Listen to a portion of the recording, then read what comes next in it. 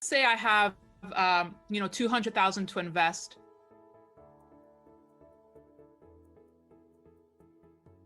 I have $10,000. I have $100,000. I have $1 million. What should I do with my money?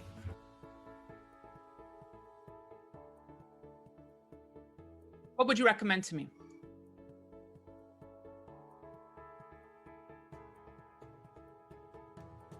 I would say study. There's advantages between silver, gold, and Bitcoin, and you've got to know the advantages and disadvantages. So, it doesn't cost anybody to study, but it's the most important thing you can do. So that's why I recommend listening to Stan's book. The silver, I'm bullish on it because you can afford it today. It's $25. It's 50% of its all-time high. It hasn't moved. And Yeah. green steel is coming in. That's why I would buy it. But it doesn't mean you should. So if you had the $200,000, which obviously you do, your biggest chunk would be in silver right now of those three? I've already taken my positions. I've already accumulated. So I bought Bitcoin when prices were low, but I had to understand Bitcoin before I got into it. And I bought my first gold coin in 1972 in Hong Kong, a Krugerrand. And I bought my first silver coin in 1964 when I was 17. Wow. I've been in it for a long time, and that's why I'm not bullish. I just love it. I am a capitalist. I am a hard money. I am not into socialist economics, which is Keynesian. There was God's money, which is gold and silver, and then people's money, which is Bitcoin or cyber cryptocurrencies. And I really think it's important, especially for old guys like me, to understand the crypto world, because that's the world that's coming into view right now. And us real estate and gold guys are kind of being phased out. So in many ways, there's this battle on today between the old guys and young guys. And the old guys have got their heads up their butts, like Buffett is anti-gold and anti-crypto. I'm going, give me a break. How can you be anti-something? You got to know the pros and cons of everything. And he doesn't have to worry. He makes a lot of money. And then you have guys like Jim Rickards, a friend of mine, and he says crypto is dead.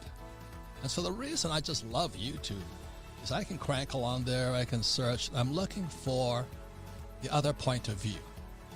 You young guys are so smart today.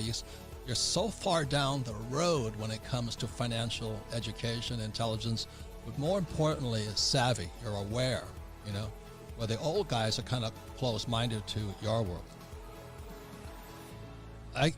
Look, you better check out this world of crypto, even if you're close-minded like the old guys. All right?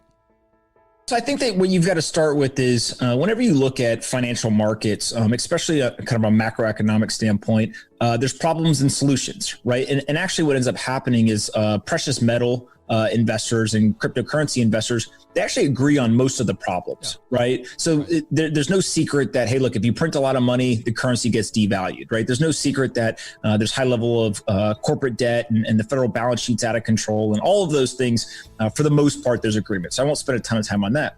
The question then is, what do you do? Right. And I think that where there's agreement on the solutions is this idea of sound money principles. Right. And so whether it's gold, silver, or Bitcoin, they all have various aspects of sound money principles. The big question just becomes, gold has, let's say, 5,000 years of a track record. Bitcoin has 11 years. So of course, there's going to be a hesitancy when it comes to something like Bitcoin. My kind of pitch to people is, look, the one thing that has an advantage, I think, from Bitcoin, or the most important advantage, is there's full transparency and the verifiability of Bitcoin. So you know exactly how much exists, exactly how much is being produced every day, and kind of the supply side of the supply and demand equation is known with 100% certainty. And so it's just a matter of generational divide, right? Older folks usually aren't used to kind of touching all the digital technologies. Younger people are. And so you kind of pick your asset, but they both have sound money principles. And I actually think both of them will do well coming out of this economic crisis. So this is why I converted over to Bitcoin. This is my reason, and it was Anthony that cleared it up for me, is that at the same time that the Fed is printing trillions of dollars, Bitcoin is tightening. So Bitcoin's getting harder, and the dollar's getting softer. Would you go into more detail on that distinction? Yeah. So if you take quantitative easing, right, that is literally the Fed printing money and flooding the market with more dollars, right? It creates a higher degree or a higher number of circulating supply of dollars. So that's quantitative easing.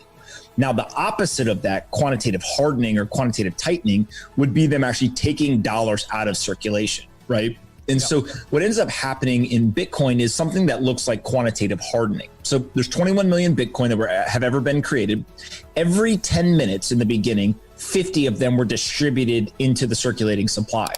That programmatically was cut in half 4 years later. So after 4 years of 50 Bitcoin every 10 minutes, it got cut to 25. It then went for 4 more years. It then got cut to 12 and a half. And just earlier this month in May, it went from 12 and a half to 6.25.